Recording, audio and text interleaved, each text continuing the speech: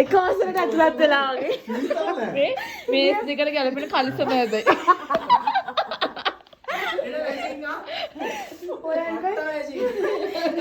අර අපි 100ට බස්සමත් ගන්න.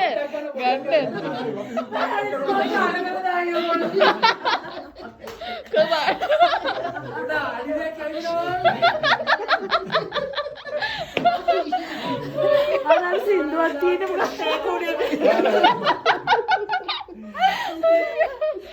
සතුටුයිද දැන්? මේ කරගන්න තියන්නේ. ඉරෙන් නිදහසලා ඉල්ල වගේ. සුපිරින්දන් රෝඩේ ඉන්නද? අර ඔයාව දැක්කොත් නම් මේ ඉල්ලන්නේ. වස්තු එන්නේ නැහැ කාමරේ යන්න.